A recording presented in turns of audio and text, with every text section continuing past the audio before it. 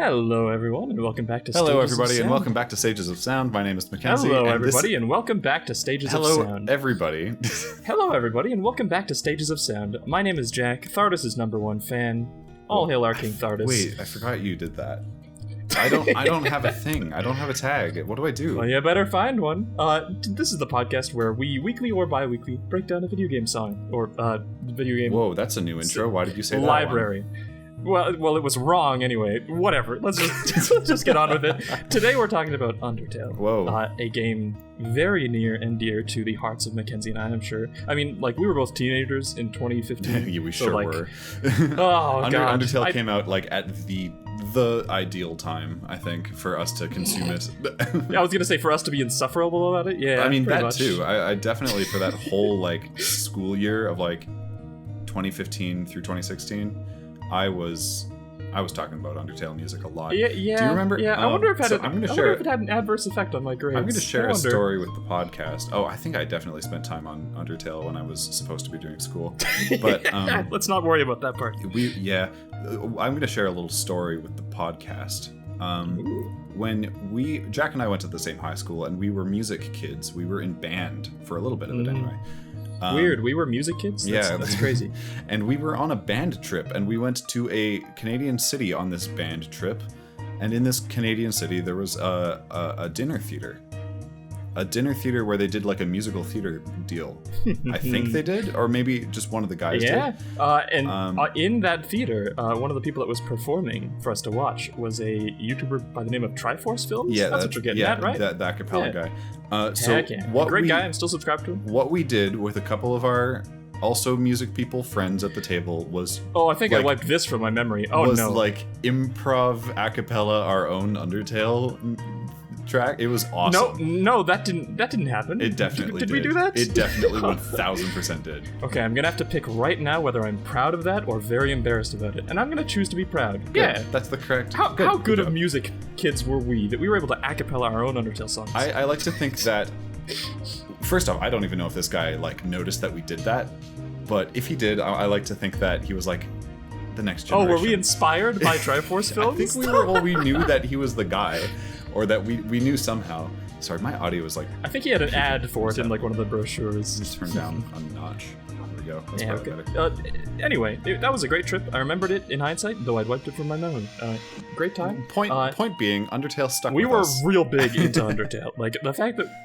I mean, this was like in 2016, so like right about the peak of Undertale madness, though it stuck with me for a good couple years to come, including this one. Undertale, composed by Toby Fox, came out in 2015. Came out, believe it or not, I think it's, this year, what would it be? I guess it would be 8 years to the day, right? This is releasing on September 9th. Did Undertale come out on September 9th? Really? Didn't? I thought it did. Am I a fool? Hold on. You might be wrong. Let's see. September 15th it came out. So shoot. I was pretty sure that it wasn't September 9th. What did I do? How did I? Okay. I know way too much about this damn game. Well, anyway. we're coming up on that anniversary then. I don't know why. We are. And we know a lot as well about this game's music. Mackenzie, do you want to start us off? Yeah. I have very few notes here. I did not have a lot of time to gather much. But fortunately, I don't think I need that many because I kind of, I think I'm capable of forming a very long Undertale music conversation from scratch. When it consumes your life for 3 years, you generally have some ideas that stick around about it. I think we got to be careful about this. Let's start simple and do things that we've done before. So I'm gonna kind of give you my. If it's so hard because it's been ages, but what the first audience. I feel like the audience needs to know how much we're going to have to restrain ourselves I know. are restraining ourselves. But I'm going to try to think back to like the first playthrough and try to remember like what moment the music kind of hit, you know? Jumped out. At what point... I've written one for that down as well because that's one of our typical talking points. And we have a bit of a streak of having the exact same opinion. So let's... I have a feeling that in this one, our opinions are probably going to differ. Mine too, because mine I think is kind of weird. Mine is Snowy. The level theme for the area before Snowdin. I'm surprised that it took you that long, I'm going to be honest. Well, I mean, I'm not going to say like the music before that didn't strike me as good. I think it struck me as this is an RPG that I'm playing, and it's like the music isn't like crazy standout. But I see what you like. Snowy is a departure. One answer could be Heartache, but we'll get there. We will. For me, Snowy was it was a departure. It was the piano was introduced a little bit more. I was gonna say, like, this is the first clearly. time in this soundtrack that they really bring in the like actual MIDI instruments, right? And before this, it's been almost entirely synths. Ghost Fight as well, I guess. I'm pretty sure that's the case, right? Are you talking about? It's all synths. I'm not sure what. No, but I mean, like in Snowden, it's very clearly like a MIDI piano, as opposed to the others. I mean, then there's that like are just like traditional like, pixel-y No, synths. but there's like Tutorial's Home, which is like a guitar. That's true. That's true. That's a good counterpoint. And there's what is it? Fallen Down, which is the piano. Like there is instruments. But how do I describe it? Snowy feels. It's the most desolate, realistic, but not like. I don't know, not hopeless. I don't know. There's something about it that I was like, oh, the music is good like in this wistful. game. Yeah. So I think after I heard that one, I started like paying attention a bit more. And once you start paying attention to Undertale music, oh god, you notice everything. It goes a bit wild, man. Yeah, I totally agree that Snowy is a standout. Like, I'm gonna be honest. Basically, every area theme is kind of great. Yeah, but for I'd sure. say that's the first, like, it's a step up from Ruins, and I already do quite like Ruins. And is it true that Snowy doesn't really derive from anything else? Like, it's pretty standalone, it's right? derived from with the Snowden Village. Well, I mean, right, but those two don't. They kind of exist in an island, right? Like, does it draw from something larger? I don't think so. Well, they don't live in an island because also like Dating Start uses that as well. Anything associated with Snowden has that. But those things are all very directly associated. What I'm trying to say is like area themes in Undertale have a lot of connections melodically with other songs. I totally see what you mean. Snowy breaks that a little bit in that it's not like this huge web of connections. It's like a couple songs. Yeah, well, even like the web of connections is like Ruins, Waterfall, Core, and Hotland are all like extremely intertwined. Yeah. Like they almost have the same melody. So even just Snowden being a departure from that is standout on its own. Ruins is a little bit wacky compared to the other. Like it's not in the same way that like Core, Waterfall, and Another Medium are like the same thing. It's not. It doesn't follow in their footsteps in the exact same way, but I see what you mean. Yeah, I mean the core melody is still like 1-to-1 with Waterfall, just faster, but still The melody, yes. Regardless, the Snowy is a very drastic departure, definitely, and I think it's noticeable for that. I was actually Ruins is one of my songs that I have on my. Sorry, is the da da da da da da? Is that just like a rhythmic thing? Hold on. No, Mackenzie. I'm warning you. We stop here. We don't go any further, Mackenzie. No, we can't do this, Mackenzie. If we start breaking it down, we're not going to be able to stop breaking it down, Mackenzie. We go with what we know and what we've noticed in the past. If we go on a breakdown spree, it's going to take 5 hours. We can't do this. Oh, God. Anyway, Ruins is one of the more underrated tracks, I think, in the soundtrack. You hear it very early on, so it's easy for it to make an impression and to be memorable, just for that reason alone, really. But it still really is very well composed. It sells the tone very well. It's not overly serious, because it is supposed to just be a tutorial area. Okay, so it's not exactly the same.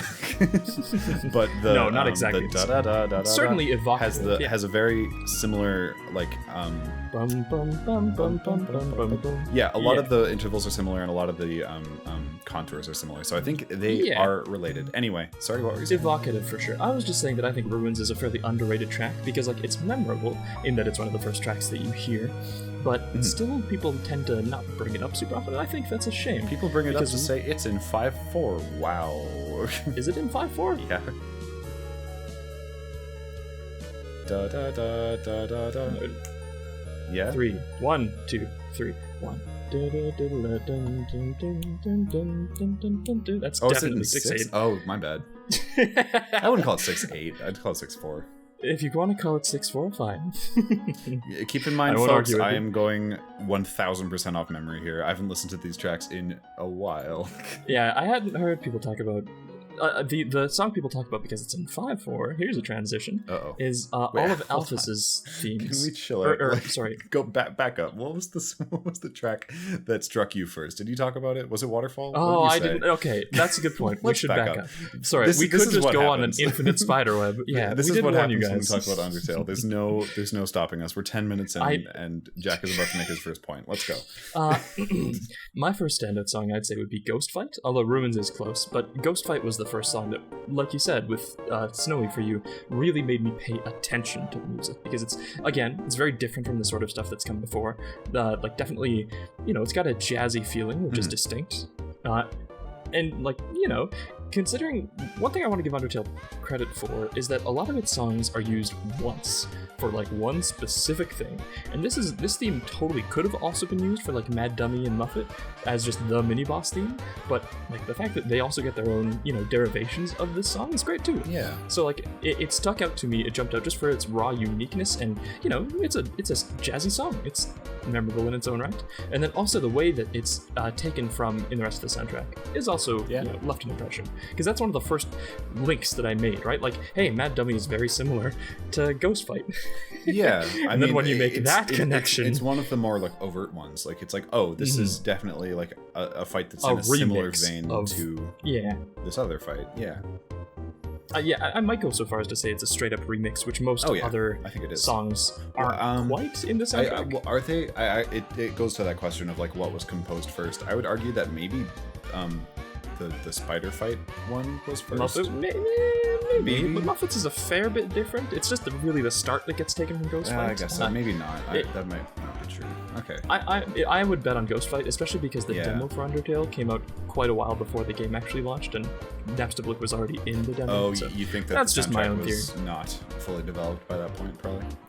I might not go that far. He could have definitely planned it all ahead, but I won't jump to that conclusion. Still, Ghost Fight, phenomenal track. I think it's a great opener boss track generally. So your statement there was kind of like you praise Undertale for its like kind of its diversity, like how many songs that it has for the soundtrack, for all like these specific moments. Yeah. Well, like for a 12-hour at most game, this soundtrack is like 2.5 hours long. That's really impressive. Like, just the raw amount of music you're getting here, and the frequency at which it's changing is impressive, isn't it? Yeah, no, I agree. I think this whole episode could just be like an Undertale praise party, so I am going to try to play devil's advocate sometimes. Actually, let's. Can I bring up one counterpoint to my own point? Yeah, go for it. And that's that one of the songs you're going to be hearing the most often in this game is Encountering an Enemy, I believe it's called. Enemy Approaching is the song. The battle theme. And I think we're both in the camp that, like, it's okay. Yeah. It's fine. It's really not standout at all, and that's a little bit of a problem when it might be the song you hear the most, bar none, in the whole game. You know what I mean? Yeah. Does it have any derivations? Is it even drawn upon in like Stronger Enemy or whatever that was? I was gonna say Stronger Monsters, I think, takes some elements from it. It's definitely evocative, if nothing else, but I don't think it really does get taken from. Well, I'm pretty sure it itself is technically a remix of the main Undertale theme, if you break it down.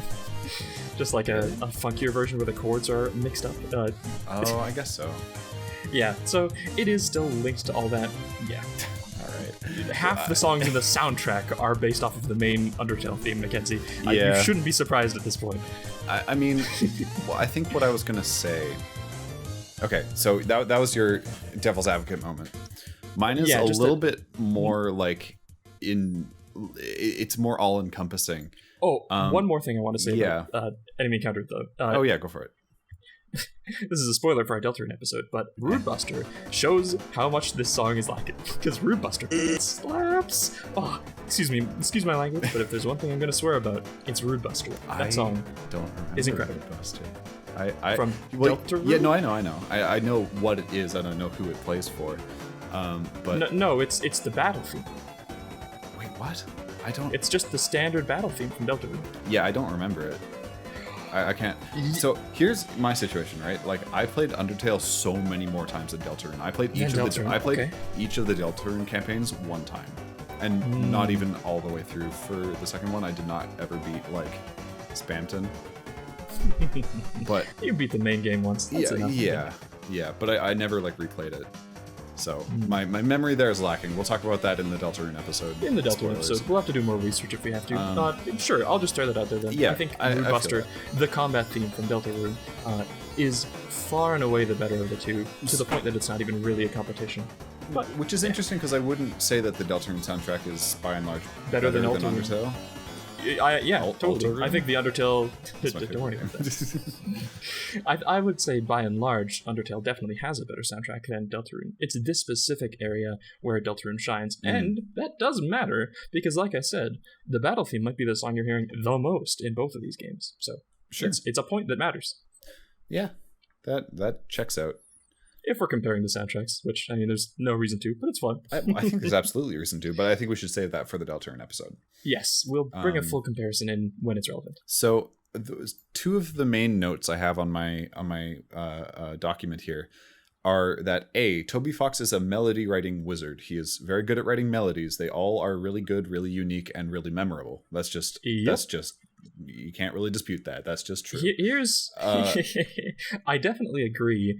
Like, Shovel Knight was the strongest melodic game that we'd had on and I'd say maybe still is. It might still be, and yeah, the reason I'd say that it might still be is because each area theme is totally distinct from the others in terms of like harmonic material. The only real motif, like we discussed in the Shovel Knight episode, is the I guess the different campaigns have their own like central themes, but mostly the Shield Knight motif is repeated a couple times. But other than that, like, every main area has its own distinct melodic structure and core. Whereas that's not really the case in Undertale. Undertale's really heavily recycled, like, motifically. Like, there's a lot of... And to that end, it's probably the best use of recycling of any game I've heard. But that's not necessarily the melodic writing. Sure. Well, I kind of want to comment that motivic recycling thing for a second. Okay, sure. Because I don't know if it is the most well done thing in the world. That was like my main. I'm open to having that challenged. That was my main, like, kind of devil's advocate point. It's a soundtrack that's very heavily recycled. Like, we've joked in the past about how Undertale has like 5 songs. There are 7 songs. You know, like there's like it takes these melodies and reuses them over and over and over again. And they're re-orchestrated in really, really skillful ways. Like, they're intelligent ways. Yeah, it's rewritten really well. But to a certain point, it almost feels lazy, which is kind of not very nice. But like, no, but it's easy. Like, but like, I feel like when you're a game composer and you're writing motivic correlations between areas and melodies and themes and stuff like that, you want it to reflect something in the game. You know, you want agree. like if Undyne's theme is like the melody that Ruins pulls from, you need a reason. Can you tell me what that reason is? I think in the episode 0, it might have been, I made the argument that, like, you hear, or this was the boss battles episode, I think, you hear Undyne's theme a lot because she's been around the underground a lot, and so, like, having her that tied into her. But then it's like, why wouldn't Asgore have that part in his theme? Why is it in the Ruins, which Undyne never been to? So I totally agree that, like, there is no real, like, you know, narrative or game integration reason for the Ruins, Waterfall, Hotland, and the core, and Undyne to all share the same core melody, right? Like, it's done very well, and like, a lot of people wouldn't even have picked up that it is the same melody because it's being arranged so I mean, it's not the clearest thing in the world. Like, it's surprising how you can hide, like, this melody note for note in another track by changing what, like, the scale is, you know, and like changing the tempo a little bit and changing the mood. Like, you take, like, you know, Spear of Justice and take the melody and it's just Ruin. You know, it's just Ruins, but the vibes are totally different. Instead of Dorian, it's minor, and it's just, it's really cool how you can do that. I just wish it was done with a little bit more thought. And maybe I'm just a plebeian who doesn't see the web of connections. Like, no, I mean, here's the thing. I think the most egregious example of this that I found in the soundtrack is "Don't Give Up," which is the song that plays when, like, spoilers for Undertale. Maybe we should have given this at the start. Spoilers but, like, for an 8-year-old game. Okay, we're not going to be able to talk about this game without spoiling it. My apologies. It's fine. If you were going to play it, you would have played it by now. No one's shocked after clicking on an Undertale episode about that we're going to be spoiling spoilers. Undertale. So the song, Don't Give Up is the song, and it plays when Flowey has like, this is at the end of a pacifist route. Flowey, right before the big boss fight with Azrael, like takes everybody prisoner and is like, I'm gonna take their souls. And that is like dun dun dun dun dun dun dun. Oh yeah. And like, what? Great song. But works really well emotionally. But why is it Undyne's theme again? Yeah, she's one of 6 people in this situation. You could be like, Teehee, it goes to friggin' the good genocide route, and that's the one where it plays where she like kind of pops off. I don't know. Like, except you're stretching a little bit. But exactly. That's the thing. You have to stretch to try to draw correlations because they might just like not exist. You know? Yeah. You could talk about like what is Undyne's character motive, right? It's to, I don't know, protect the underground or something. Like, we're not going into that. I could spend an hour talking about that. But does it have anything to do with counteracting what Flowey's doing? Well, kind of. Yeah. A little, if we're going by the theory that like maybe that motif is representative of the underground broadly, right? Like, then is it Undyne's theme, or is it not? Is Undyne's theme a derivation of this the underground motif, which is like, and then all other monsters come in to help you? So maybe, but you're really stretching. Exactly. Like you have to those do links these like don't connect. You have to do these like logical acrobatics to try to like connect these motivic connections together, and So I'll say, like, even in an example of one that I don't love quite as much, we've talked about this before, Mackenzie, is the Mulgara fight, or not Mulgara, Coldera, from Tears of the Kingdom. Yeah, and you know that fight, I have problems with that music for reusing Dragon Roost, but a lot of that is just I'd heard Dragon Roost 5 times in the lead already. Even but comparing that to this, it makes a lot more sense for them to use this motif in this situation because it's linked to the Rito. That's my defense of it. Yeah, I'm saying that it makes sense for it more in that case than it does here, even though I'd say I probably like Don't Give Up more. You can draw a really simple like motivic connection logically. Like, there's nothing that you have to stretch to say like it is a riff on a boss that was in Wind Waker, it's in the Rito quest, it draws melodies from this Wind Waker soundtrack that plays where the Rito are. You know, like it's pretty cut and dry. Even if it had gotten a bit tiring, it still makes perfect sense. I'm not going to begrudge it for that. And so, yeah. I mean, I'm a Colgara defender. Yeah, so I'm not going too hard on it. But that's why I'll say, when I said that I think Undertale has some of the best motivic development in a game that I've heard, I might specifically just mean compositionally, and not necessarily how it ties into the 1000%. I like before I have this like, are the structures lazily put together? Maybe. I also have that he's a wizard in writing melodies and writing motives and like reorchestrating the motive 7,000 times. Like, that takes a lot of expertise. That takes a lot of skillful musical writing. So it's like, can you really bash him for not making like a concrete plan for what each melody represents? Maybe, but maybe a little, but it doesn't take away from the fact that it's a masterpiece of a soundtrack, right? Like, absolutely. I'd say that that's more of a criticism on like how the music ties into the narrative and structure of the game more than it is actually a criticism of the music. And you could say that that is a core element of what makes games a video game music, but yeah, I'm willing to let it slide, especially because the melodic writing is so strong. It's like you take a 5-point rubric. He gets like a 3 on one of the 5 points, and the other ones he gets a 6. You know, the other 12 or 6 out of 5s. Yeah, pretty much. And that's why, I might agree specifically that Shovel Knight is still the king of melody that we've gone through so far. Yeah, but Undertale is still damn close. Yeah, I mean, Undertale, the melodies are still fire. I don't think the lack of like concrete connections, because I think of the connections that aren't logically sound, so many of them are, you know, like using Alphys's theme in the like lab, in the tree lab. Oh, actually, I've got a top 10 list set up, just a very rudimentary. I don't know if you do. Not really. If you don't, we don't have to worry about it. But I want to go through these. These are like the songs that I have on here, and I actually do have "Here We Are" as one of my favorites. Top 10 let's get into that. We're super out of order, but that's fine. Let's talk about this one. We're not going through this game in chronological order. Are you kidding me? We don't need to walk through this game. We've walked through it 20 times each. So Here We Are is the theme of the lab that plays in the True Pacifist run, like right near the end, and this is probably the song that took me the longest to realize that it was an arrangement of a different song, because like it is a 5/4 rearrangement of Alphys's theme. And Alphys's theme is very simple. It's very not bare bones exactly. It's still well constructed, but it's really surprising to me that it's that's the one that took you a long time, because it is the same melody. Like the only thing that changes is maybe the meter and the scale that it plays in. The contour is exactly the same. It is, at least, and it's a simple and it's a simple walk up. There's no change in direction. It's do do do do do, and that is yep.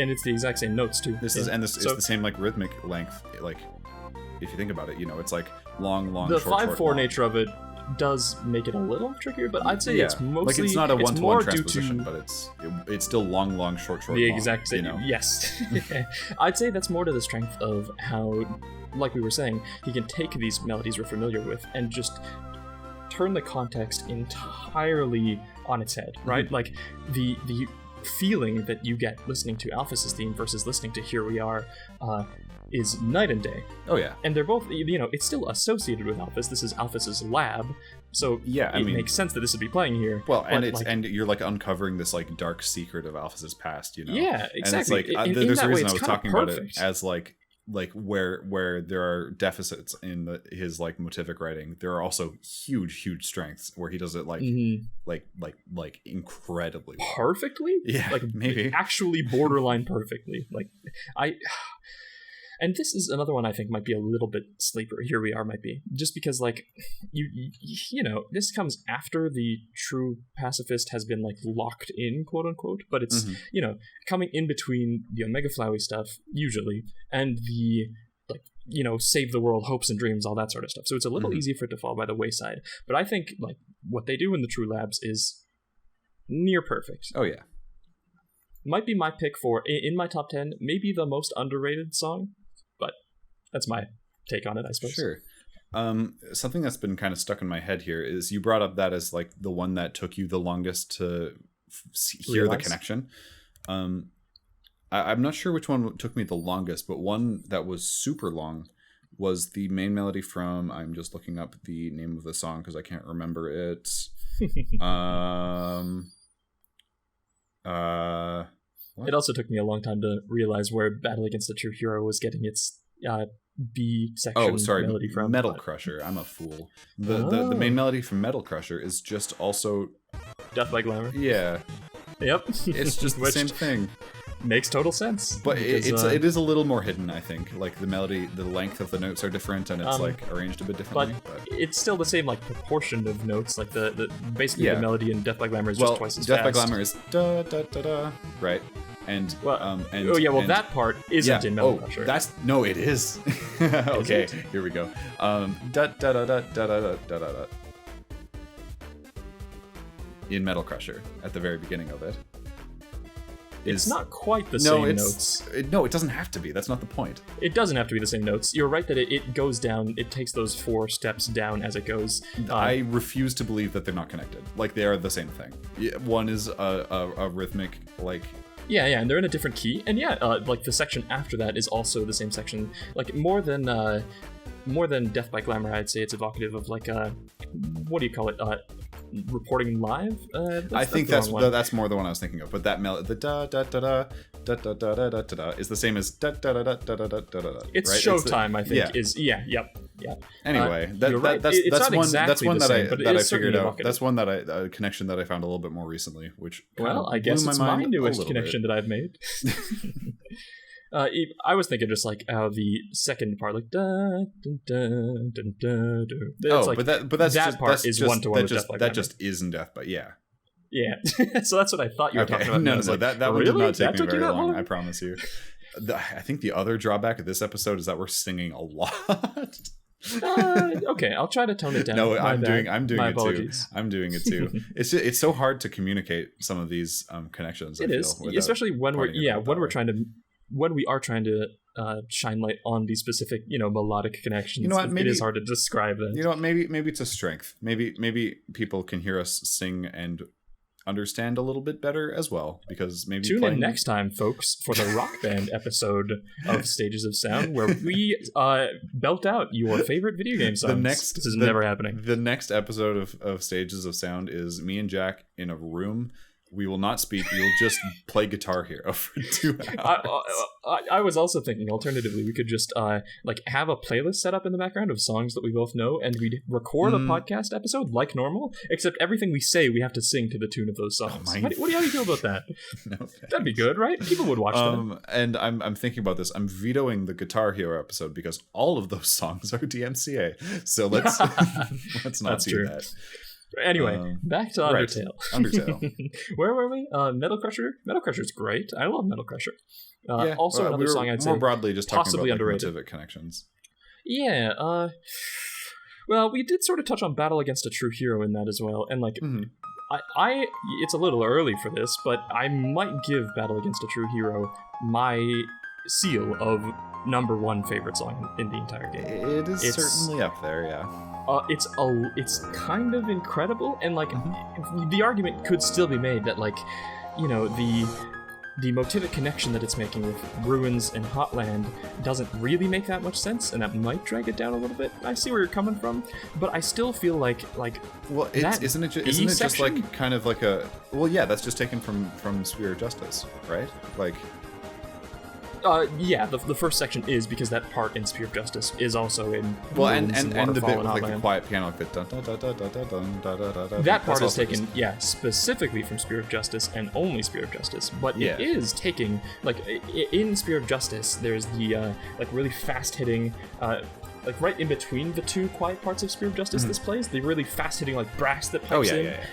Playing the same melody, right? Where it goes from the quiet piano to the... much, much, much faster. The quiet melody, the quiet piano in Battle Against a True Hero is taking the melody of the brass that just chimes in for a second really quickly in Spear of Justice. And the fact that it elaborates that from that, those striking, harsh interruptions almost, and turning that part of it into a super beautiful, somber, and yet triumphant in the end melody. I think it's just a transformation of the character of the track to kind of match the mood. Yeah, because it's still a fight against Undyne. Perfect match, right? It's a great way to kind of illustrate how the gravity of the fight is a lot different.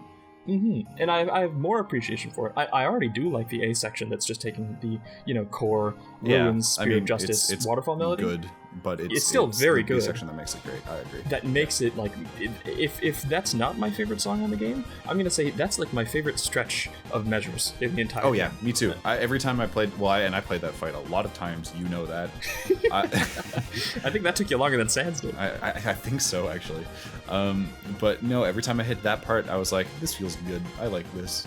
Because it always seemed to hit when it switched to that section in the fight where the heart turns red and you're just dodging the rings. It just feels good. I think that's intentional. I genuinely think that's probably intentional. Yeah, because, there's a bit of kind of not word painting because there's no words, but there's the arpeggiated piano imagery rolls that go every time the spears circle around you. It just feels good. Yeah, and it feels like I'm sure they don't actually time to the music. No, they don't. Because I know if you take too long in a menu, it just is all out of sync. But I meant the circles converging. Doesn't happen on it every absolutely beat or anything. No. Yeah, but if you do the fight at the pace that a normal player would, maybe a couple seconds per menu turn, and that's much more manageable than normally.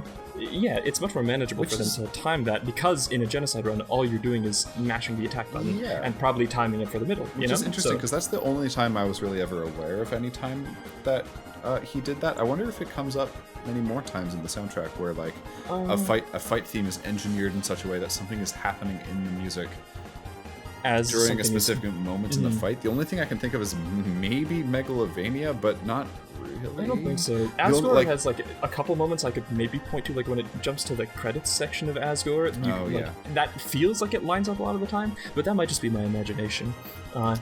and like it's Flowey, really hard to say. And Photoshop it's Flowey honestly, is the easy example. Well, that one's it's kind of cheating. It just blatantly does change with the fight, so that's a bit different. A little cheating. Because like you could even argue that Battle Against a True Hero doesn't actually line up with the fight, and we're kind of making that up. But it might. It happens so often, and in such like a kind of contained time frame that I am like sort of convinced that it was intentional. And it really wouldn't surprise me when the composer is also the maker of the game. Yeah, true. Yeah, there's a lot you can do when you kind of just do the whole game yourself. Mm-hmm. Yeah, especially if the Genocide Route was made after the rest, and he's got more time to, lock in those melodies to make that sort of stuff stick. Like he knows what he's working with. On that note, what are your thoughts on the Genocide Route more broadly? Like the whole slowing down the music to be evil and menacing, and like the really, really slow, like, and no one came theme is just Flowey's theme, but really, really slow. Like, what's your take on that kind of It's thing? Okay. It's moderately clever what they did, but it's not something you'll notice in game. That's the thing. It's the only way you'd notice it is if you take the track and speed it up with, like, audio software. And, like, exactly. To a certain extent, like, but yeah, at that point, who is it for? Like, are you writing music for people who are digging for Easter eggs? And if so, yes. Why? Like, is that your audience? That's the sort of guy Toby is, I think. I'll say the most effective that tone overall is, and like the very somber, solemn tone of the Genocide Run, which overall I don't think. I think I know exactly what you're talking about. Yeah, go on. Let me see exactly. It's called Small Shock, this song. Yep. When Flowey's talking to you at the end? Yes. And that's also, this song also plays when you first encounter Asgore in the neutral and pacifist runs, which are, like, it fits very, very well for that situation as well. Flowey, it kind of hits like a truck. Like, really, and part of that is certainly the writing, that, like, this is maybe the best fourth wall break any game has ever done, as he's given you this monologue, but, like, the fact that it has, like, this is 2 repeated chords. Mm-hmm. That's all this is. Yep. It's just 2 repeated chords over and over. Like, how long is it on the official soundtrack? Like, it's like 14 seconds, because there's a 7-second break between the chords. So it certainly could have been. And that's the other thing. I think the way that it works, like it's crazy to try to analyze a 2-chord song, but it's that huge break between the chords to the point that you can't get a grasp on the rhythm. Like the limit of human perception of rhythm is kind of broken, so you can't get a groove, and you can't. It's almost like they catch you off guard each time they hit. Like, there's no way to. At the same time, you can't like. It still clap. doesn't feel jarring. No, but you certainly couldn't clap along to it. You couldn't clap along to it and like predict exactly when it's going to hit. Like, humans don't have that capacity. It just it's fascinating. Goes. Yeah. It's like, really well done. The peaceful tone it sets is like it might be the most underrated song in the soundtrack in terms of how it's paired with the actual game, because like the fact that it is so peaceful and so not relaxing, it's still tense, but it's like. Well, I mean, it's almost hard to describe the tone. I mean, what happens after it plays, right? You go and kill Sans, and then you go and kill Flowey, right? Like, it's but even in the neutral route, like it's the tone of like in both of the routes, it's telling you like this has gone too far, and it's gonna suck what you're about to do. Yeah, I think, but you're still gonna do it. Well, I think in one, it's describing, I guess, not really the player's emotion, because the player's kind of messed up at that point, but. Probably Flowey? And I don't know, I still do buy that it's the player's emotion, because during the whole monologue, we might be getting too far into plot here. Nah. So this is as far as we'll go. That's what this episode's for. In like the whole monologue that Flowey is giving you, it's basically an appeal to the player of like, hey, you're not doing this for any sense of good or evil. You're doing this because you want to see what happens. Yeah. And that's messed up, player. Mm-hmm. Like, it's basically, like, Flowey isn't saying that directly, but that's the heavy-handed implication. Do you think that, like, the player is... I guess the player is supposed to feel, like, regret, but they still do it, right? In that moment, that's the thing. You feel that regret, and then you still do it. Yeah. People don't stop there. People keep going. People want to fight Sans and have the fun boss fight. Yeah, that's true. So that tone of regret works really well. Like, it's in universe, it works really well for Asgore and his regret. Yeah, I was going to say. What is it doing in Pacifist? Because the emotions that the player is feeling outside the game is still like the exact emotion that it's trying to set for the characters in the game. So the player's like, I don't want to be mean to all these monsters, but I just want to see what happens. So that's the regret there. And then for Asgore, it's like, I don't want to kill this kid, but I have to keep the underground safe or something, right? Or like even like the way Frisk is feeling of like, I don't want to kill this king to have to escape, but I might have to. Yeah, you know what I mean? I don't feel like Small Shock in the pacifist and neutral games reflects Frisk quite so much. Sure, because whatever Frisk, way I you feel want to interpret it. like I know Frisk like is like has to kill Asgore or something, right? Like that's kind of how that goes. But I think Asgore is maybe a little bit torn up that he has to kill kids. Yeah, I totally see that as well, for sure.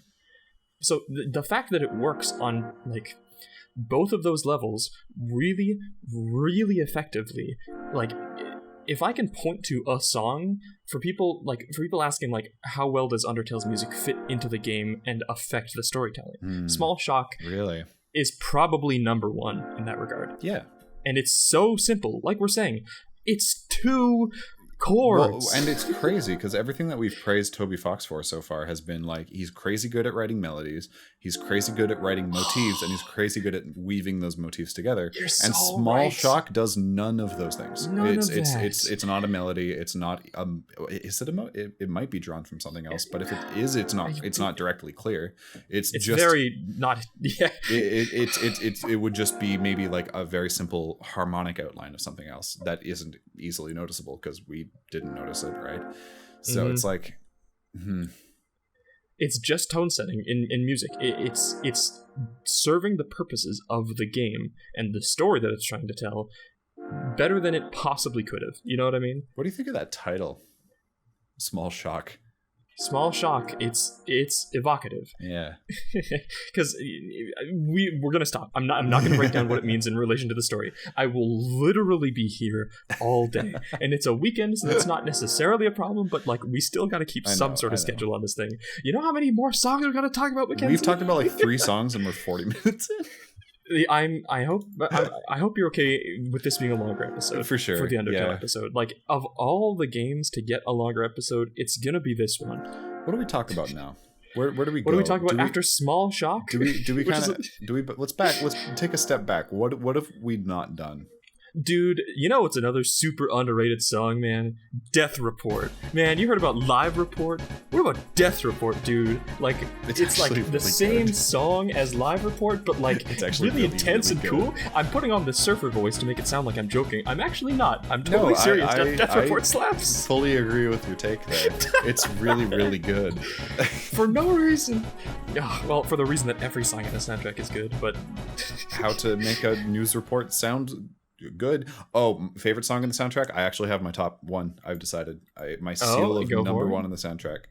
Is it hang on, is it what kind of hotel is this? I didn't even get a mint on my pillow. So close. It's Bird that carries you over a disproportionately small gap. Let's my apologies. I'm not normally prone to swearing this much. It's something about Undertale. It's bringing out my emotions. I feel it. Mackenzie, can you bleep that one out for me? Yeah. Okay, greatly appreciated. That was worrying me for a bit. The bird doesn't need to hear that because the bird's going to be tuning in for this conversation. I wasn't serious, obviously. Like it's fun, but whatever. Can you tell me why it's Alphys's theme? Can you tell me that one? I couldn't tell you because they're both yellow. Like Alphys isn't even in the game yet. No, you haven't met Alphys. This is theoretically the first time you've heard this. So maybe Alphys's theme is a derivation on the duck. So what importance will this duck hold in Deltarune Chapter 3? Oh, Toby, if you don't put the duck in, you're a hack. And you're bad at storytelling. All this praise we've been giving you about Noelle's musical integration. All right, she's actually been part duck this whole time. Back up. Back on track. Back on track. Duck is not carrying us over any gaps. We're talking about oh my, I like to think that song was playing on loop for the past like 3 minutes. Anyway. Well, I'd like to think it's been playing while we were talking about Small Shock too. Just the whole time. Anyway, another song that I think is a little underrated is It's Raining Somewhere Else. Which is we gotta stop talking about these derivations before we talk about their first appearance. Yeah. Although I guess the bird that carries you over we talked about Alphys small gap is technically Alphys's first theme. Anyway, It's Raining Somewhere Else is a derivation of Sans, which I think is great. It's raining somewhere else. Wait, what? That's the one that plays outside of Undine's house? No, that's a piano remix one. of Alpha's theme. It's Raining true. Somewhere Else plays in the hotel when Sans is having his it's meeting in my brain with you. now. You're right. Sorry. It's like the bossa nova sort of vibe. I think that. Yep. It's in my brain. I know it. Sorry. Yeah. Yeah. Yeah. No, it's super good. It is among my favorite rearrangements from the original tracks in terms of how utterly different it transforms it into. Well, because Sans is a very jokey, sort of like no atmosphere song. Like it's you just like snap on your fingers along with it. Well, it's the like haha. Sans is the comic relief guy. This is the song that plays. Yeah. I would commend Toby Fox for not overusing Sans, because I think that is something that he could have done. Is use that melody a lot of times to mean comic relief. Every time that melody comes back, it never means comic relief again. Right? I'm not sure exactly where it plays. It plays, I think, literally in those two, and then also in the song that might play if you fight Sans. Oh, I see. You mean when they take it back? Yeah. I like the song that plays when you fight Sans. It has like more of that original Sans energy. But which is sort of almost why It's Raining Somewhere Else feels so impactful in how different it is. But you're right that he could have definitely, like, especially because Sans is one of the few characters that really follows you everywhere you go, whether you're on neutral or pacifist or whatever choices you take, barring full genocide.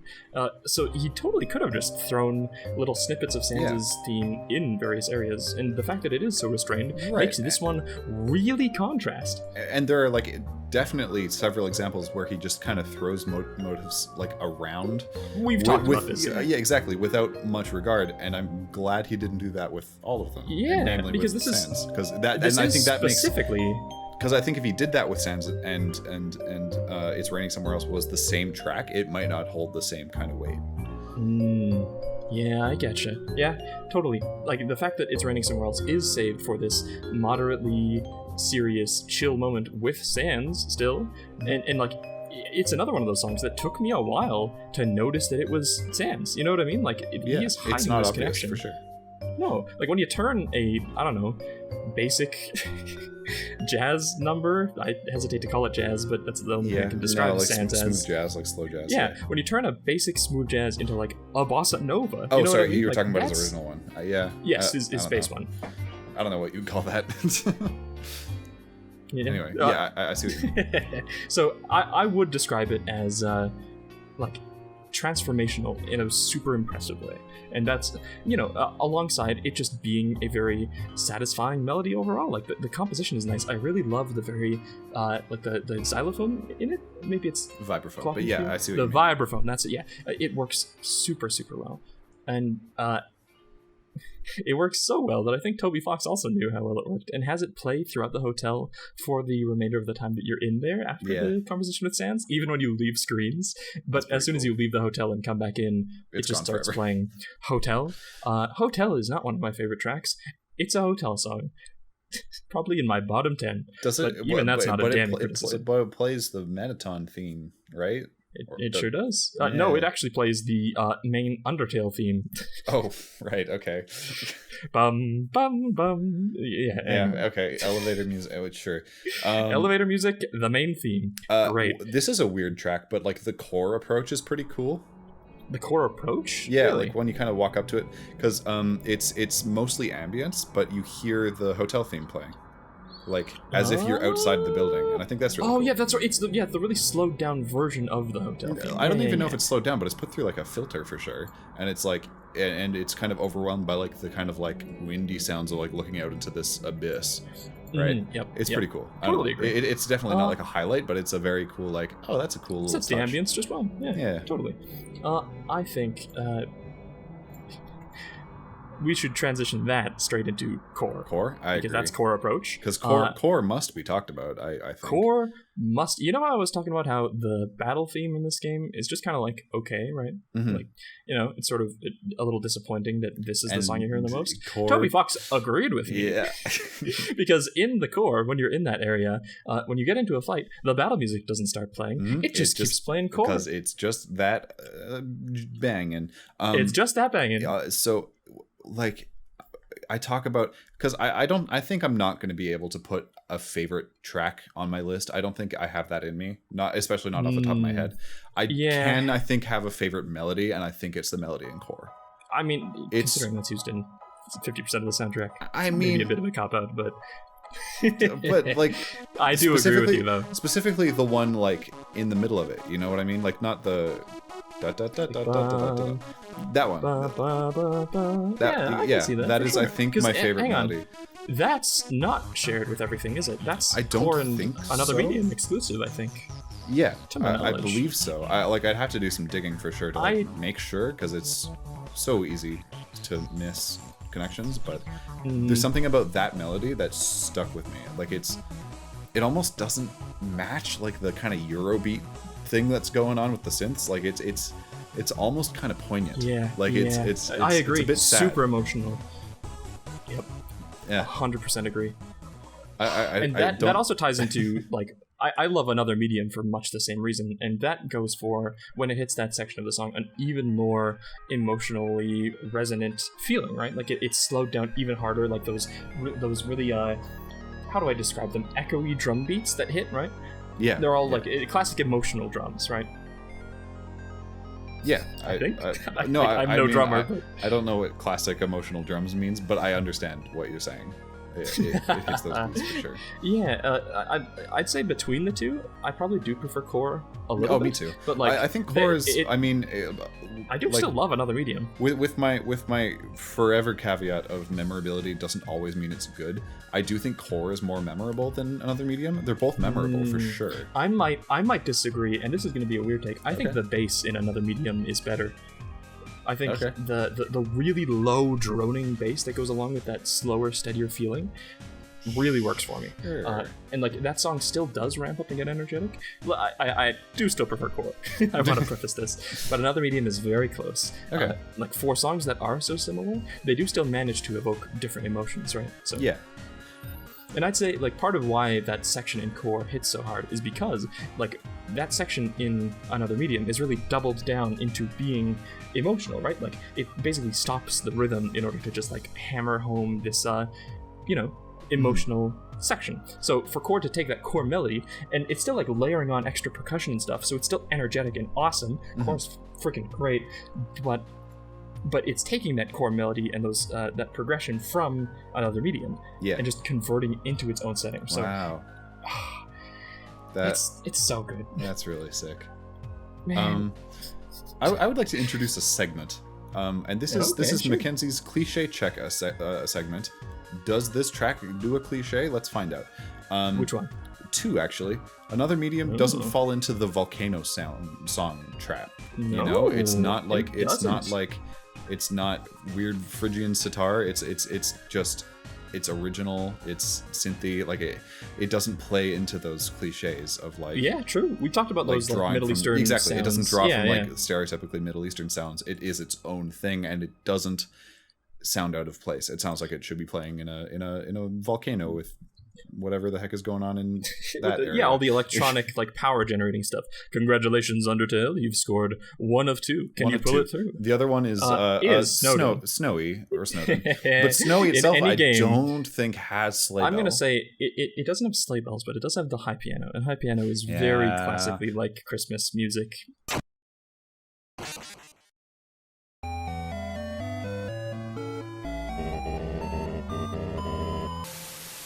Technical difficulties aside, what were you talking about? Let me jump right back into the swing of it. I have a hot take, and that hot take is that I'm not that big of a fan of Spider Dance. Interesting. I think Spider Dance, like we've been saying, that this game's low is another game's standout, right? Like, the level of quality average here is totally off the charts. Yeah. However, Spider Dance, like, its main chorus is great, and, like, the instrumentation is appropriate for spider-y sort of feelings. Like, it's got a very skittery rhythmic motion as well. But, like, the build-up sort of doesn't sell me on it, if that makes sense. Like, the drop, quote-unquote, I think that's probably a better term for it, the chorus, I suppose, is quite good. I enjoy it, especially when it hits. That's another maybe example of trying to line stuff up with the actual stuff that's happening in the battles. Like when the big muffin spider comes up and attacks you, yeah. often seems to sync with the chorus, but it's not actually. No, it's not like sequenced that way. It just happens to. That sometimes happens. Yeah. So I think that part of it is good, but it's probably on the maybe at the bottom total of all the boss fight tracks in the game, unless we're counting like So Sorry, which I don't think we should. I forgot about that one. I mean, my thought on that would maybe that's because Muffet herself doesn't have that much connection with the rest of the game. Hey, and what do you know? Neither does So Sorry. Maybe this is all making sense. But I wonder, like, because what's the name of the song again? Is it Spider Dance? Spider Dance. Yeah, because it draws from Napstablook, right? Yep, Napstablook and Mad Dummy. So it's just the third in a sequence of bosses, but it doesn't connect with Mad Dummy and Napstablook on a story sense because Muffet is really standalone. Yeah, and what's weird is that like Napstablook and Mad Dummy do connect on a story level. Like those two are related. They're both ghosts, and they know each other.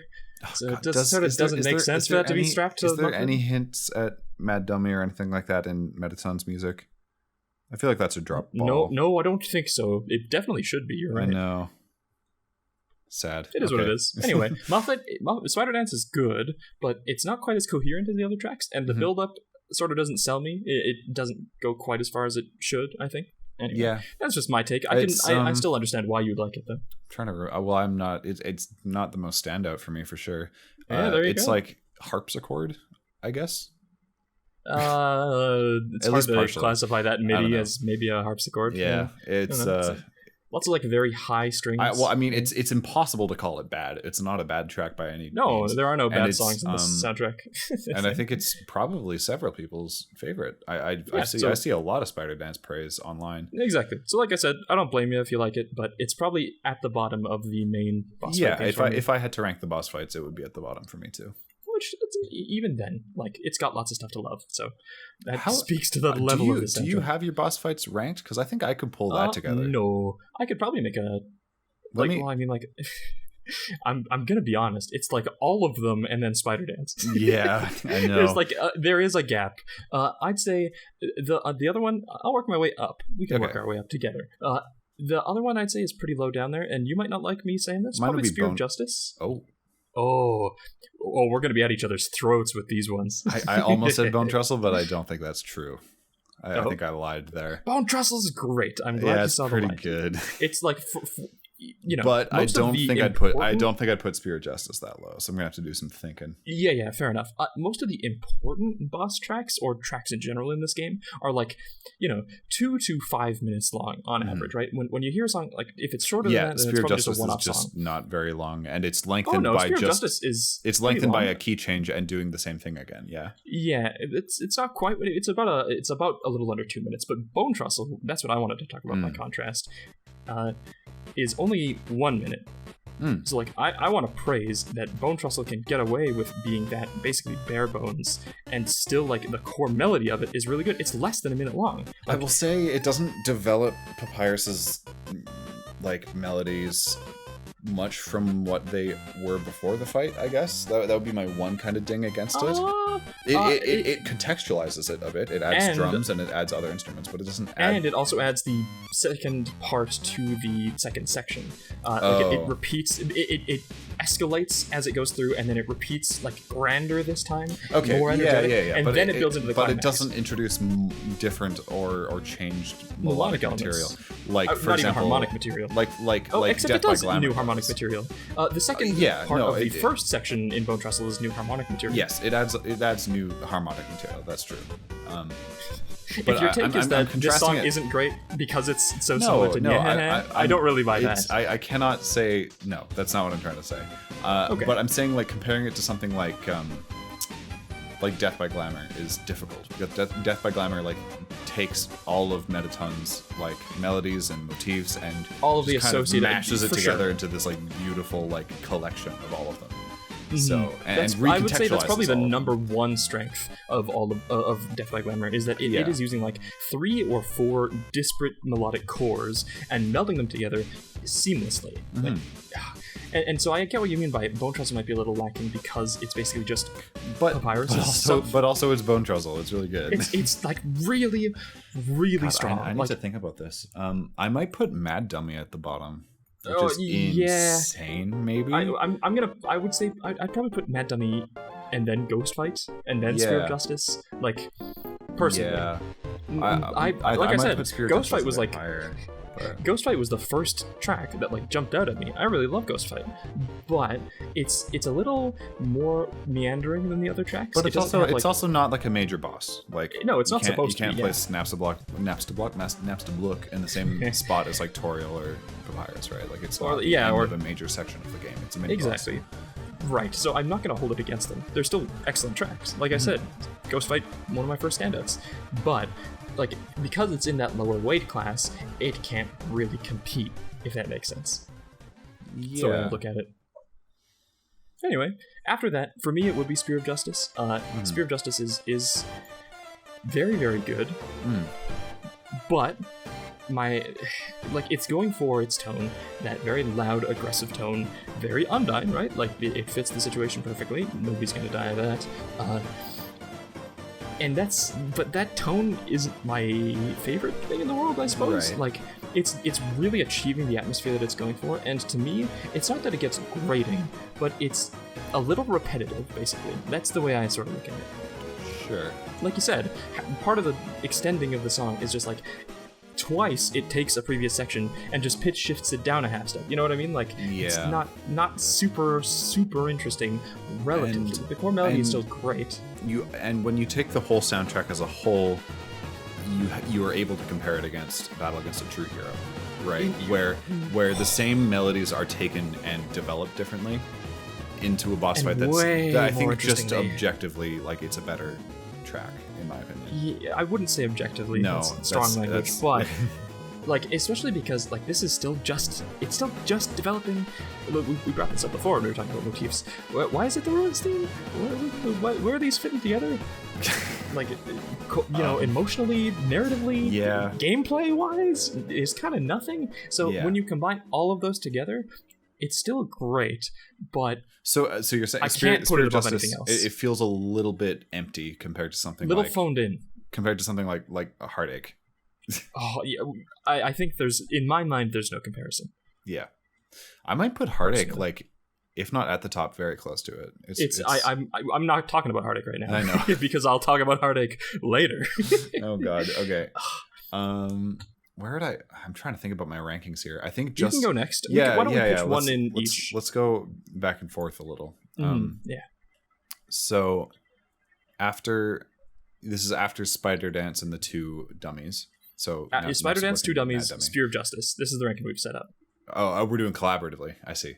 Let's do it collaboratively. Okay. That way we have to agree and come to consensus. Are you okay with putting Spear of Justice down there for the reasons I've explained? Yeah. Are we counting your worst nightmare, your best nightmare, whatever it is? I'm saying I've got stuff to say about that song. Not that I'm putting that here. After oh geez, dude. Maybe Asgore. It gets really hard. Maybe after these. It might be Asgore. If you're bananas, I don't know. Is there anything I'd put? My other thought was I would put Death by Glamour below Asgore. Okay, I wouldn't, but I feel that. Okay. Fair enough. I think Death Let's by break Glamour, down Asgore first. Well, Asgore is a development on Heartache. Yeah, Asgore takes Heartache and develops upon it to make a new boss thing. That's what it does. It's more than just Heartache, though. Like, Heartache is the B section of that song, right? The A section is totally original. Well, the A section is exactly. It's a development of a song that doesn't appear in the soundtrack before. So if you want to talk, about Spear of Justice, right? But if you want to talk about Spear of Justice being like hollow in terms of what it is for and what it's doing, wouldn't you say something similar about Asgore? I wouldn't say that, because I appreciate the tone Asgore is going for more, and it's not reusing a leitmotif that isn't connected to it, right? Yeah. When Undyne is pulling that melody from the Ruins and Waterfall makes sense, Ruins doesn't. Mm-hmm. It doesn't add anything. When Asgore pulls in like Heartache for his section of the song. It's I think amplifying the emotional resonance. resonance. Yes, It's so good, and that's the other part. Like I do like the Ruins section of Undyne's theme, but like it's almost a little, it fades into the background a little bit compared to like the very driving sections before, especially when it just key changes down for the melody. Asgore is much more involved than that. I think my reason, it pains me to try to put Asgore that low. Like, it's just a matter of like... Yeah, what we really need to talk about is, we can put it over Spear of Justice. We've sort of agreed on that at this point. Can we put it over Death by Glamour? But the one thing I want to say about Asgore, though, really quickly, is like, we've been talking about like motivic connections through this whole episode. And we've been talking about like how that's constructed across the soundtrack and whether it's done well, whether it's not done well. And I feel maybe a little disappointed, even though the A section is like a fantastically written piece. You think it should have been connected? The fact that it isn't connected to anything kind of sucks a little bit, right? Like in most games, that would be a negative. That's how the whole soundtrack's set up, and this final boss doesn't have any derivation, except for the B section. I'm almost more forgiving of it because he's not really the final boss in any route, but I mean, see where you're coming from. But he's framed as one. The A section doesn't have any derivation, unless you count Bergentruken, which is just the intro to this song. It is. I don't count that as a separate track. Yeah. Personally. But I mean, the fact that the B section is Heartache and then the C section is based off of the Game Over theme, right? Like that's a pretty strong melodic element to pull for, or that's maybe good, not strong melodic element. Why would you try to hook them with Bergentruken? Because it's really good.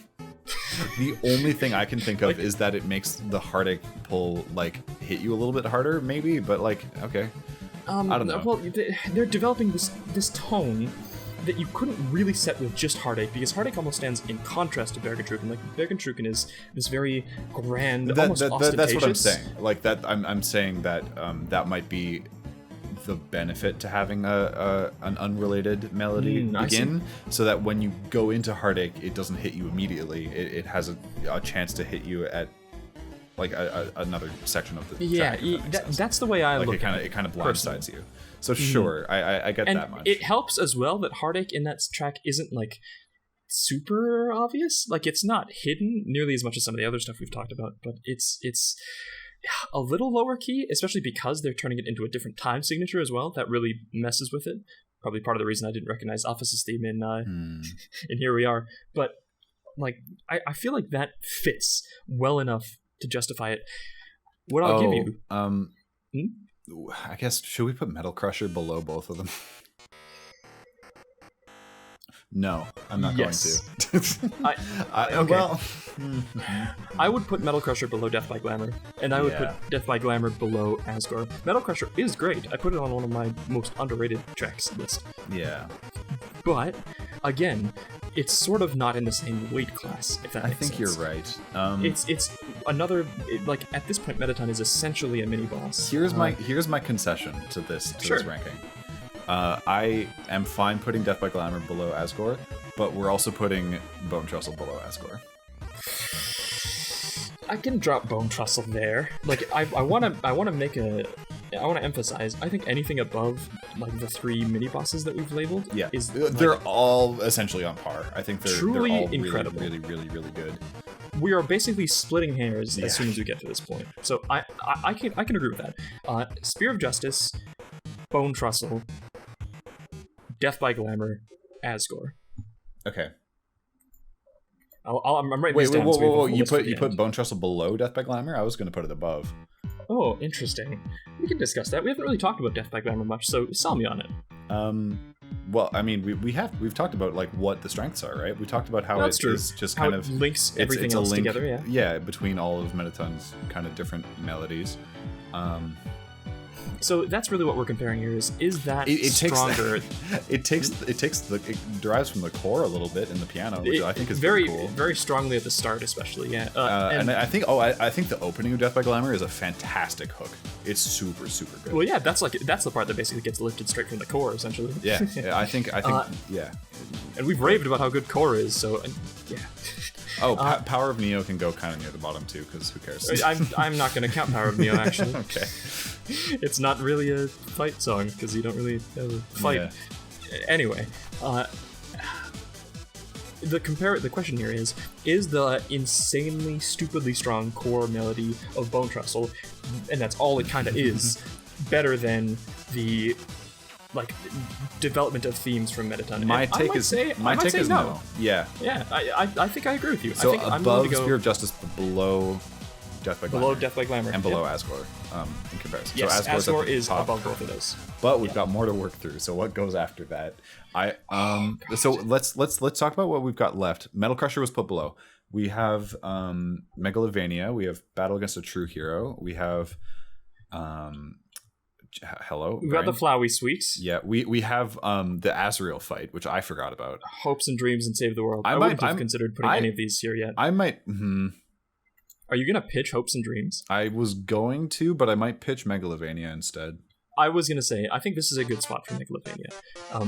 I think just because if my argument for Asgore was it doesn't connect to the rest of the game, neither does friggin' that song. Yeah, and that's sort of what we were talking about with Bone Trestle as well. I would say that Megalovania is maybe better written than Asgore, and I think as an original melody, it's fantastic. But if it's so disconnected and disjointed from the rest of the game, then sure, maybe put it there. You know? Yeah, and I do want to give Megalovania props while we're here talking about it. Like, we can't just brush through Megalovania. It is like a masterclass in tone setting as well. Like, people don't remember because Megalovania has been turned into a meme. But when you first hear this song pop up after surviving Sans' ultimate attack, it hits you hard. You know what I mean? Like, well, it's... Yeah, I mean, I'm going to recycle something that we talked about in our boss fights episode. And the way that it's not connected to anything. The reason that it's not connected is because Sans as a character is pretty disconnected. And the when you encounter him in this state, I think it would not have the same weight if it pulled from Sans the song. No, like, you know, even though they've shown that they can take that song in interesting ways with It's Raining Someone Else. I think if they did that for the genocide fight against Sans, that would be disingenuous because the impact would be lost. Because what I said in the boss fight episode was that it's a different character. You're not fighting against the Sans that is in the pacifist or the neutral routes. You're fighting against this, like, a whole different beast, a whole other entity. You know, and I think Megalovania is the theme for that character, like absolutely, and even just in the sense, Sans, I guess, whatever. Yeah, if you want to get just as it's saying, it. Like, with it just saying, this is something totally different. Get ready, you're about to get rocked. Because that is what the fight is. Yeah, exactly. It's perfect. There's no better song.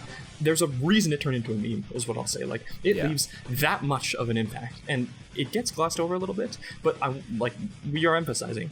Putting it here, above Asgore, Death by Glamour, Bone Trestle, is not glossing over Megalovania. No. It's an incredible song. No, it's very good. But it's up against really stiff competition. But now we have to put so much on top of it. What have we not placed? We haven't placed Heartache. We haven't placed... The Flowey Suite. Hopes and Dreams Save the World, and Battle Against a True Hero. So we're not grouping Hopes and Dreams to Save the World as one track? As separate songs? I don't think we should. I think they are tied together. They are. They're separated by a song in the OST. I think if you're talking about a game soundtrack, you have to consider the fight as a unit. I wouldn't consider like Your Best Nightmare and Finale disparate songs either. Like, exactly. They're very much the same song. I think no matter what the OST says. The next track on this list is either going to be the Azrael fight or the Flowey fight. One of them. I can't decide which. You can decide. I might put Heartache here. This might be where Heartache goes. Interesting. I do love Heartache. It's an incredible first boss fight, and it's more than that too. It hits so many emotional beats in that one song, but compared to what it's up against, think about might fall a little short. Think about when it hits you though. Right at the start. Like that's an emotional beat that you have not experienced yet. It throws you into the deep end. It does. As a connection to the certainly, game. Like, it's not as complex as Death by Glamour or nearly as as Hopes probably and Dreams even as Asgore, I'd say. Yeah, well, Asgore's B section is a derivation of that whole boss theme. So what can you say about that? But I think for what it is, Heartache is. It's difficult Heartache for me slaps to you in the face in a similar way that Megalovania does. I struggle to place it below. I struggle to place it below Hopes and Dreams. personally. Okay, I'm willing to put Hopes and Dreams below Heartache. I think this is my take, which is okay. Hopes and Dreams, Heartache, then Your Best Nightmare. Then Your Best Nightmare? Okay, let's talk about Hopes and Dreams. Okay. Like, I think as a boss fight, or as a final boss fight for like the golden ending, it's near unparalleled. I know we've been saying this a lot, that this game has done a lot of things musically perfectly, but what I would like to note is that we haven't really been talking about other games, because Undertale is just like when you compare comparison. When you compare Undertale tracks to their equivalents in other games, oftentimes Undertale blows it out of the water because of how it's written. It's insane. Like we've been saying, it's sort of just not in the same weight class. Yeah. But so, I don't know, Hopes and Dreams, man. Hopes and Dreams is emblematic. What I'll say is, I do think if it weren't for Save the World, it would be much lower. Like, I really like what Hopes and Dreams does with the main Undertale theme, like how it takes that and spins it around and derivates it. But I love what Save the World does with My Best Friend. I think the way that it takes that song and turns it like triumphant, heroic, and like worthy of the finale, you know what I mean? And that's My Best Friend. That's not a very complex song. No, it's the not. Fake tutorial song. You would say you could say that like the less complex a melody is, the easier it is to arrange into something like that. Right, but I'd say that doesn't make it easier to arrange in this context, to make it hit these types of emotional beats. I think that is stunningly impressive, and like to make it also sound as beautiful as it does in Save the World. God, do you want to put Heartache below this? I'm talking myself into putting Heartache below Save the World, I think. Okay. Do you want to put Your Best Nightmare below this too? Are we putting? I think so. I mean, I think we know what both of our number one is, but we don't need to bring that up just yet. I think. Okay, this is the three-way toss-up that we're dealing with: Heartache, My Best Friend, and Save the World. And My Best Nightmare. Yeah. Your Best Nightmare finale. Yeah. My take would personally be. God, it would be Hopes and Dreams followed by Heartache followed by your Best Nightmare, I think. In ascending order? I'm reversing it, actually. It's Your Best Nightmare. So you're saying followed by Heartache followed by Hopes and Dreams. Followed by Hopes and Dreams. Yeah, I think that's what my let's talk about my brain is screaming. Before we lock this in, I'm feeling it, but let's talk about Your Best Nightmare first. Okay. Because it's that one's wild. Okay, if you want to talk about it's totally different. If you want to talk about Heartache or Megalovania slapping you in the face, that one slaps you in the face for a lot of different reasons. Like there's many different reasons. There's the music is totally different from what you've heard so far. Like there's the electric guitar, it's chaotic, it's all over the fucking place. The percussion is just doing whatever the hell it feels like. The drums are crazy. The visuals are beyond anything you had comprehended throughout the game so far. That's not related to the music, but the music adds to it. No, you had to consider what's happening alongside the That's music. True, yeah. And then there's the way I'd argue the same thing happens with Hopes and Dreams as well. And then you go into kind of like the sub areas of the fight where you like it pulls you in, like save the other hearts or whatever, and those are all using a different version of My Best Friend as well.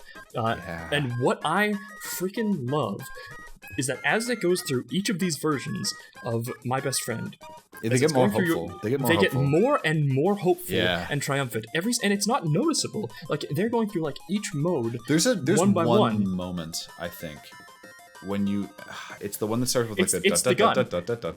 Yeah, and that's the last one. Wait a second. Maybe wait a second. Win. This isn't just a goofy, silly melody. This is awesome. Hang on a second. And then that leads right into finale. Yeah. And finale, I might be talking myself into putting finale and My Best Friend above the rest, because the way it all comes together is brilliant. Like the raw triumphant energy that hits you when that part of the song comes in and you start doing damage to a Mega Flower. Like, it's cinematic masterpiece. You know what I mean? Like that fight's not hard or memorable because of the gameplay implications. It's because the visuals, the narrative, and the music are all building perfectly. So, okay, I'm reversing my list again. It's Hopes and Dreams followed by Heartache, Hopes and Dreams, followed by I'd be tempted to put Heartache below Hopes and Dreams, but I'm not mad about it. I'm cool with it. like all three of these, we've been rambling on about like how incredible they are. Yeah, it's clear that they're like, if we're talking about like the quality as a percentage, they're all within like a decimal point of a percentage. Like it's exactly, they're all very. I mean, all of these bosses are so. We're trying to pull off a very difficult task right now. Of ranking these, like Mackenzie and I think in the past have really tried to avoid ranking the songs in Undertale because it's a Sisyphean task. Like even though we're making this list, we're gonna remake it in two weeks. When I edit this episode, I'm gonna be like, what, Bone Trestle? What the hell are we talking about? Exactly, right. Like we're saying that like it's a toss-up between these three, but Asgore has sometimes been my favorite song. You know what I mean? Yeah, same. Like I've had hello, the brain. What's it called? Metaton one, the Death by Glamour. That's been my favorite. Like for years. Don't blame you. Yeah, totally. Like so, I feel like the list that we're making is almost like by coming together. I feel like we're analyzing some of the more objectively incredible qualities of the songs. I think that's what we're trying to rank. What we're achieving by ranking this is showing people that if you try to rank them, it doesn't work. It doesn't work. It's kind of... I'm not going to say it's a pointless task, because even though the rankings might not matter, we are kind of delving into them, which I think is really cool. Yeah, exactly. I think our reasonings for having ranked them make sense. And I think that leads us into the reason that we both have Battle Against a True Hero at the very top. Yeah, it's like, kind of... It's hard to dispute. Like, we've gone into a little bit already what makes Battle Against a True Hero so good, but like I just have this memory of me playing Undertale at my friend Brendan's place, and like I'm doing a genocide run. We both did that fight? We did both fight Undyne at that same house. That's funny. And like I'm just playing the game, and like my audio was on because I didn't have headphones back then. I was like 16, and like one of my other friends, Michael, who doesn't care about Undertale at all, just like stops as we're doing this fight, and he just like turns to me. He's like, "What the hell is this music? This is amazing!" And he has no context of what's happening in the game. He doesn't like, he doesn't care even. But like this song is so powerful. Yeah, I'm gonna jump in now because future me, I'm going to put in the song that plays right before you start this fight, and I think that's what pulls it all together. What is that really one called again? It's the one where you kill, quote unquote, kill Undyne, but the Earth refused to die. Exactly, and her kind of innate determination lets her survive. And the song that plays when she kind of comes back, like refuses to die, being the gravity of that introductory track, going into Battle Against a True Hero, after playing through hours of genocide where it's just low drones and no real melody, when it just the gameplay has echoed that too. It's all been nothing. There's been no challenge. You've been just level grinding. Nothing has posed a challenge at all, and now it's all building to this moment. The context of this track, alongside it being just like the masterpiece that it is, I think combines to make it the top boss track. And it did so like early on when we were counting the list together. You're like, we both know what the top one is. We both know what it's gonna. Like, it's so hard to assert that. Like you used the O word when describing it earlier, which we're not supposed to do when we talk about music. But if there's one song I'd be tempted to describe as objectively the best, it's hard to. It's this one higher than this one. Yeah. Like. And like, I think you can. Still... I'm not judging anyone who puts. No, we're not saying that you can't. I think how much we've hemmed and hawed over the rest of the list should say that like it's not an easy task. But the way that it's linking all these previous melodies together still, and like in a way that's not jarring or obvious even, because like I said, I didn't even realize that the B section was taking this tiny little snippet out of Undyne's theme and just taking the world from it. You know what I mean? Yeah. Like, it's unparalleled. So, Battle Against a True Hero, number 1. But Core's still above it, baby! Let's go! Yes. Those drums are still above! The duck that carries you over a disproportionately small gap. Yes! Better than Battle Against a True Hero. Okay, so here's what I'm gonna say. We could talk about Undertale for 15 years. Like, we've maybe covered about a quarter of the soundtrack in this episode. Yeah, at the very least, we could do a whole other episode. But could we? I think it's could we? Could we? I think this episode needs to die. It does need to end. And I think we've brought it to a relatively conclusive point. Like we've gotten everything together. We've gotten our feelings in order. They're going to separate into a million pieces tomorrow, but for now, we've gotten some kind of consensus. Yeah. And I think that's that. What are our closing thoughts on Undertale? I mean, what can you say in closing, right? Like, we kind of already have. It's, I think it goes without saying that this is both of our favorite soundtracks that we've gone over yet. Yes, because we haven't gone through Celeste yet. Yep. No, I wasn't going to say it's both our favorite soundtracks. I'm saying of the games that we've looked at. And there are some strong contenders in this list. Oh, yeah. Well, I'm trying to recall what we've gone through so far. Like, Hollow Knight. Hollow Knight is really hard to beat. I don't even know if I would say that Undertale necessarily beats out Hollow Knight. It's up They're there strong for sure. in very different ways. Yeah. So I could totally see putting one video. I have trouble ranking. Even Mario Galaxy has a case against it. Yeah. But still. No, but Undertale is a modern classic, you know? Like, it revolutionized. And without the music, it wouldn't have been. I think it revolutionized what video game music is. What I will say is that it maybe gave some kind of up-and-coming game composers the wrong idea of what a video game soundtrack should be. Because a lot of people, of the motif, or maybe not even composers, but like consumers of video games. I think after after Undertale came out, so many people like dug crazy deep into the soundtrack because there was so much content to dig into. Yeah. Now I think people are kind of just like expecting that. I don't think a game soundtrack needs that to be good. It doesn't need that level of depth, and like it's incredible when it does have it. But I think if a game isn't constructed from like a web of motivic connections, I don't think that makes it a bad soundtrack. And I feel like people maybe criticize other soundtracks for not having that level of interconnectivity. But that being said, the way that Undertale does it is like obviously incredible. Like it shaped public consciousness for a reason. Like that's a hell of an accomplishment. I remember hearing connections that I hadn't heard and running to friends. It just blows your mind. Running to friends like in the hallway at high school to be like, listen to this. Like this that's is crazy. this. We didn't put that together at all for like 4 months that we've been listening to this. How the hell does that happen? And like we said, we've been putting together these connections for literal years. This year we discovered more of them. I would say that this podcast is based on conversations about video game music that Jack and I have that started when we started talking about Undertale music.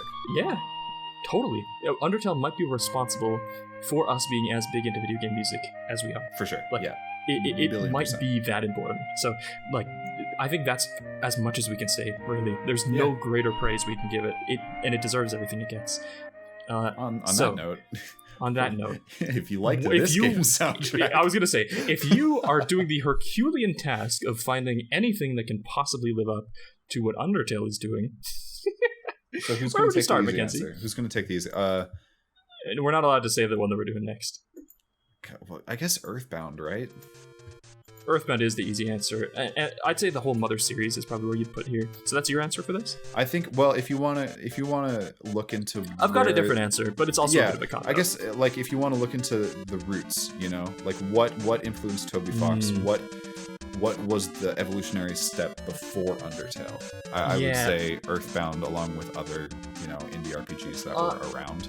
I'll say one source that Toby has cited as being a particular inspiration is a composer we've talked about before, Yoko Shimomura, and you can feel a lot of that melodic DNA in the compositions that Toby Fox has made. Not necessarily the what do you call it, the motif development, but certainly the melodic. That's a very uniquely Toby Fox thing, I think.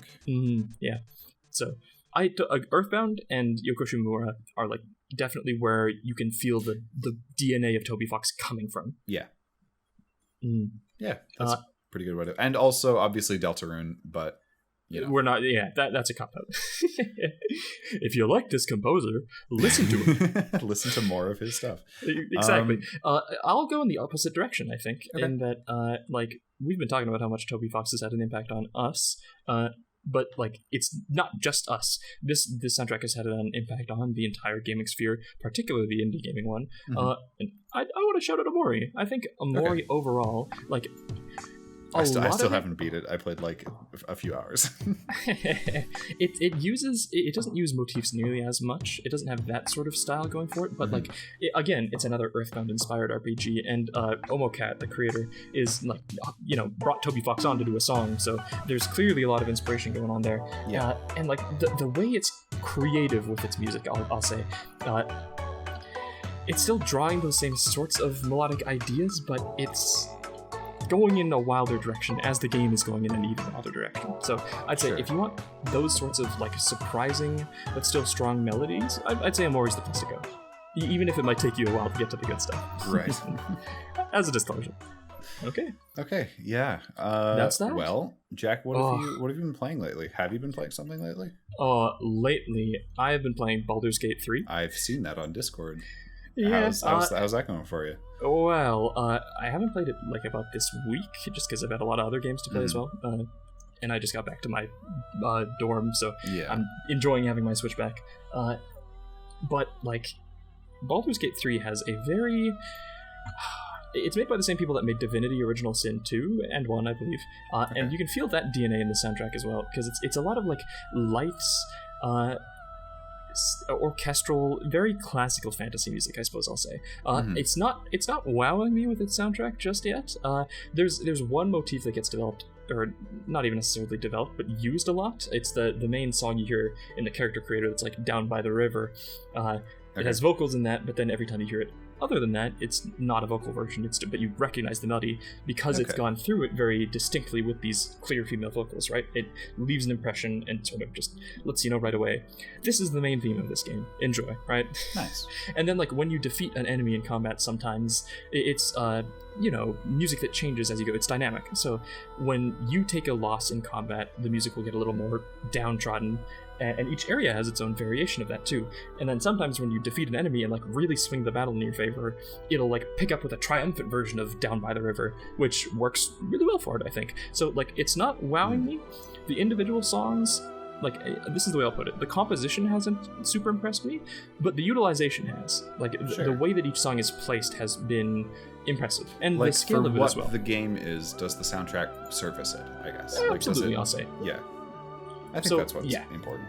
I wouldn't listen to it on its own, but like we've said before, that's not what a game soundtrack needs to do, really. No. So I'll give it a thumbs up. It's not like 10 out of 10. I'm not, blown back, but I am decently impressed, I'll say.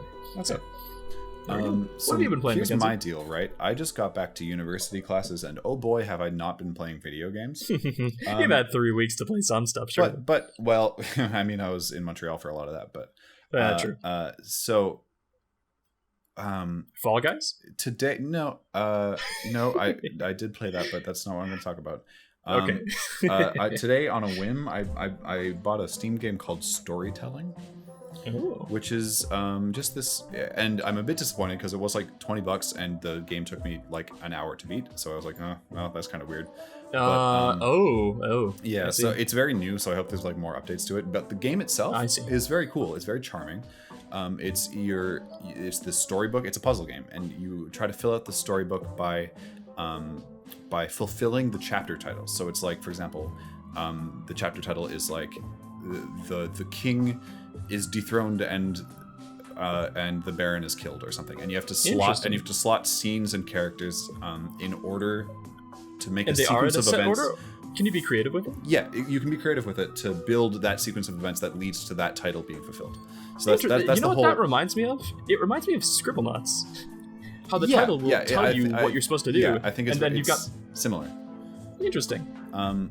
So the music isn't that stand out really, but it takes a bunch of classical tracks, just like a bunch of like kind of staple classical tracks, and reorchestrates them to be a bit like miniature, I guess. Like, you're familiar with the Link's Awakening remake soundtrack? Yeah, it's in that same sort of like very small scale, like 4-piece wind instrument sort of deal. Yeah, it's not exactly like that, but you can tell it's like a because Link's Awakening is going for like a very specific style. So you have stuff like Mozart's 40th Symphony or Nutcracker, or just like really kind of like staple like classical pieces of music rearranged in this kind of cutesy kind of storybook theme. And they're not, and it's like they're not even direct quotes all the time. Sometimes they're like little little snippets, little hints, but when you know what you're listening for, it's very cool.